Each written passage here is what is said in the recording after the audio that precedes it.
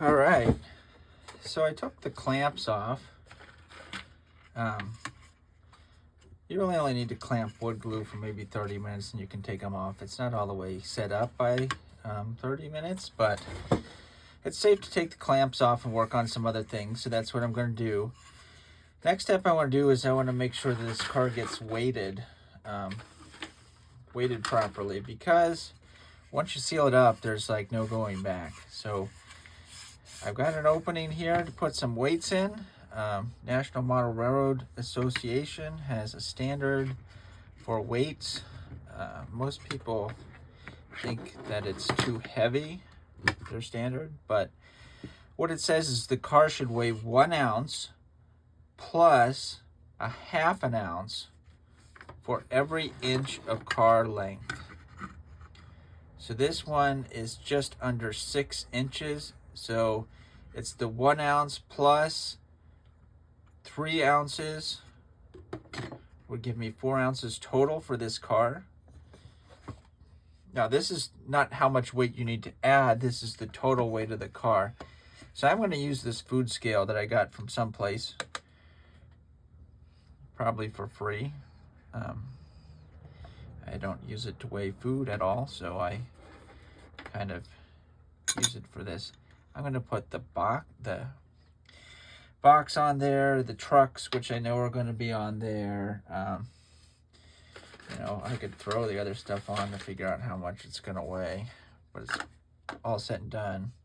We're starting to get closer to 2 ounces here. Yeah, that's 1.8. So it'll be about 2 ounces without any added weight. And I want it to be 4 ounces to meet the standard. So I'm going to use these stick-on tire weights. These ones are steel. They do come in lead and zinc. I think they're steel. Doesn't really matter. They're 1/4 ounce each, so 4 of them would be 1 full ounce. So if I stick 8 of them in here, that's going to bring the whole car weight up to about 4 ounces when it's all said and done. I do want to make sure they stick down well, because again, this thing is going to be sealed, and once it's sealed, there's no going back. So I'm going to try and get them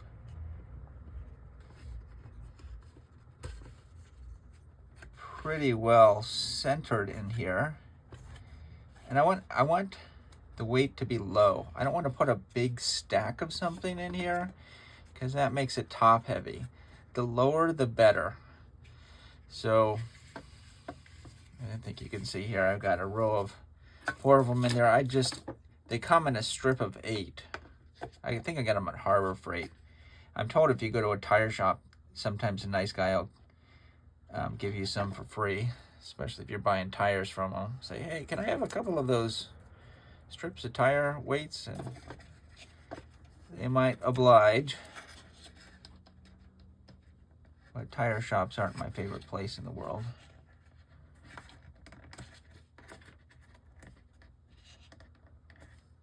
So there we go.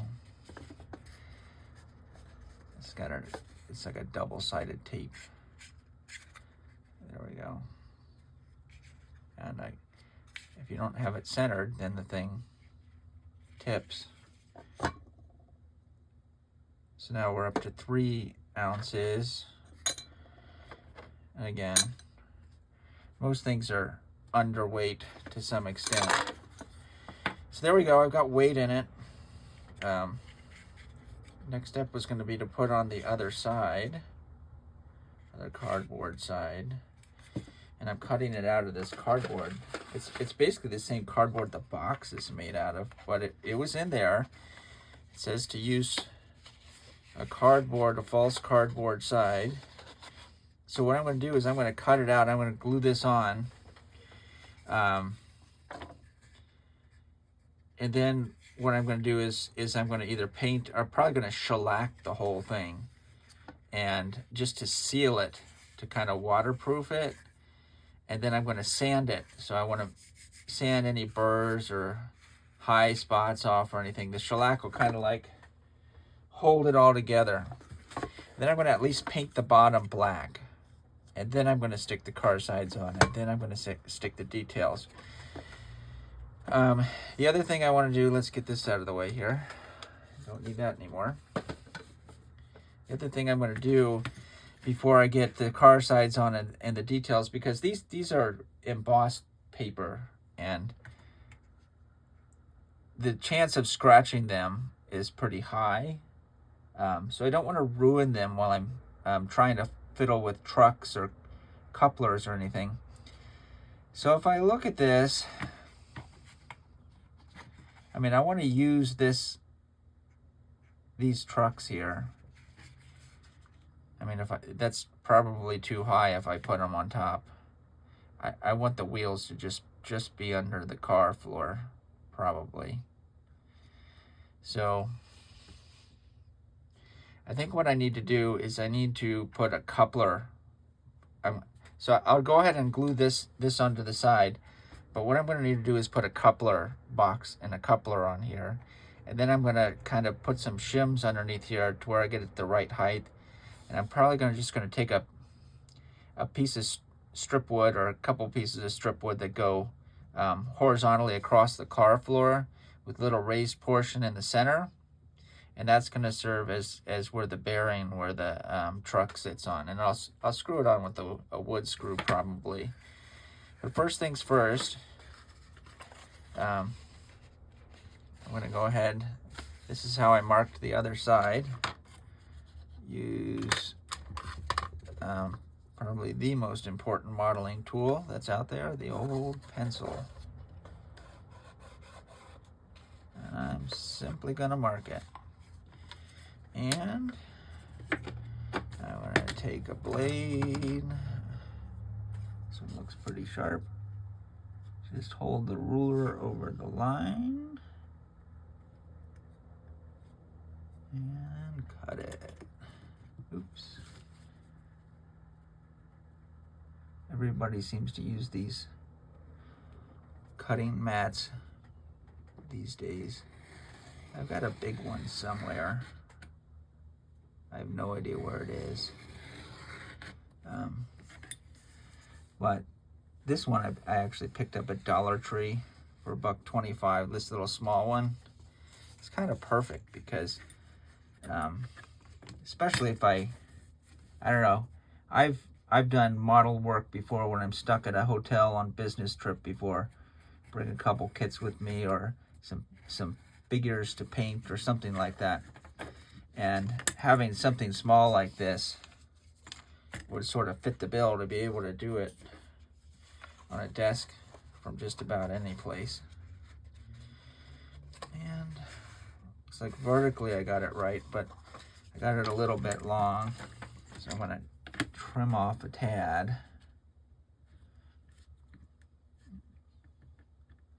Kind of square up this end. And it should work pretty well. Let's see how it goes. That's just about right. And again, I'm going to glue this on, and then I'm going to shellac it, and I'm going to sand it to where if there is any little bit that comes over the edge, it's going to get sanded down. Now, I could use white glue or carpenter's glue to glue this down. My concern is because those glues are water-based and this is cardboard, that it might cause the cardboard to curl a little bit. So I'm using this cement, and this is why I did this side off camera, is because I wanted to make sure that this glue was actually going to work, because I don't want to have a disaster on camera and then not have a glue that works and have to run out to the store to find something else. This is a contact cement. It's a kind of glue that's been around for ages. It's very good for it. Well, it says it joins just about anything. The trick to it is you got to put it on both surfaces, let it dry, and then stick it together, and then it's not going to go anyplace.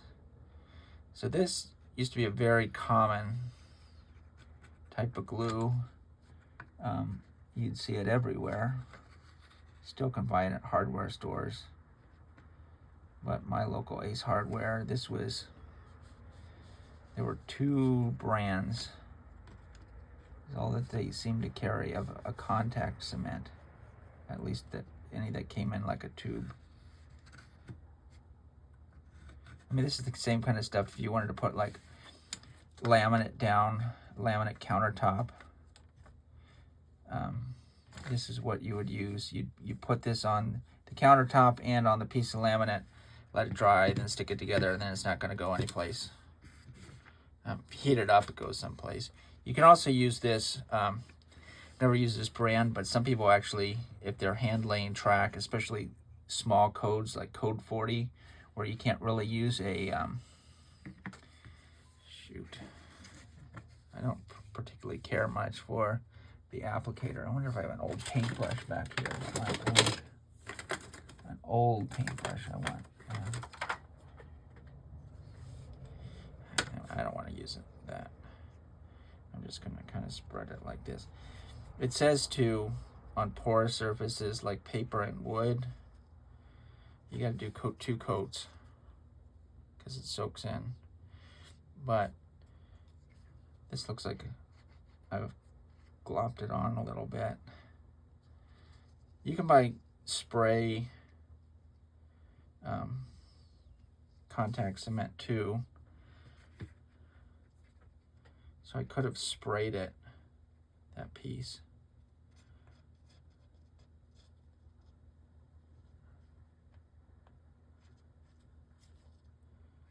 Stuff I've used before had a little, it's like rubber cement, or it had a little brush in the cap.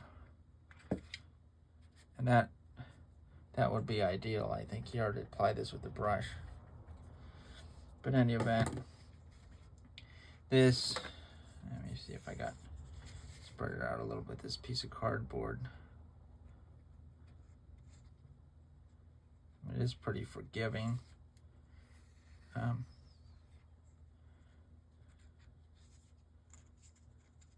Because I can clean up the edges afterwards. It's not forgiving once you stick the thing on. I realize I'm doing stuff close to me and a little bit off the camera. So you can see I've applied some to the piece of cardboard and some to the car side. I'm just going to let it dry a minute. Then I'm going to stick it together, and then after that, it's not going to go anywhere. Then I'm going to have basically my car body done. And then it's next is to worry about, like I said, the trucks and couplers. It came with, I mean, I don't know. This is an injected motor plastic. You can tell because it's on the sprue. But these are the ice hatches that are going to go onto the top. And I find it pretty, I mean, I don't know what this, it's probably a mold release, this white stuff on it. So I'll clean that off before I put it on. Let's do a little investigating. But it came with, back in this day, there was no Katy coupler. There were no horn hook couplers. Each manufacturer, they had their own different types of couplers people would use. These are dummy couplers, just a dummy knuckle coupler, which came with the kit.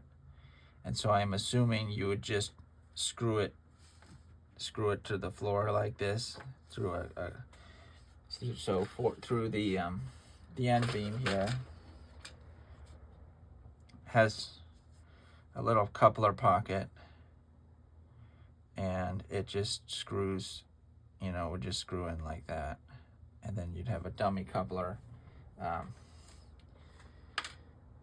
I mean, they look good if you're building like a model that's never going to run, but my experience, like, I don't know how they were supposed to be used because they don't even mate with each other. I mean, you can't even mate them with each other. You can't even just like mate them with each other and lift one end off the track.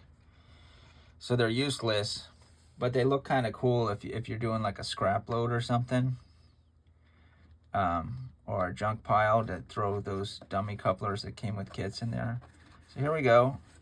Lined it up with my fingers and see if it sticks together. Oh, I was mentioning about people that hand lay their track, especially for things like Code 40, they actually glue the rail down to the ties sometimes with the contact cement, and it will hold the rail in place and it will hold it engaged. I did that once for rails that went across a little wooden trestle, and it worked well, but I just had a hard time trusting the contact cement to hold my rails in place. So I went back and went the PC board tie route to kind of make double sure, especially it was a portable layout, and I didn't want it to come up, you know, with moving the thing around or shifting temperatures or shifting humidities. So there we go. There's my box. It's glued on. And again, this is how it all goes together. I don't know in which order goes which, whether you put the sides on, then the ends. I think you do the ends probably, and then the sides. I don't know if it says in the instructions, but it's going to be a little bit of a challenge. You can see on the back side, but I mean, maybe that's what I got to do, is cut through the back side, because there's little, this isn't just a straight cut across the bottom. So I've got to cut around some details. So it's going to require me wearing the magnifying glasses and a sharp X-Acto knife, and I might actually go out and buy a brand new one instead of using one that I, you know, sharpen on a sharpening stone, just to make sure I get the cleanest cut possible. So next step, couplers, trucks. Once I figure that out, then I'm going to probably shellac this, sand it, paint it, and then put the sides on.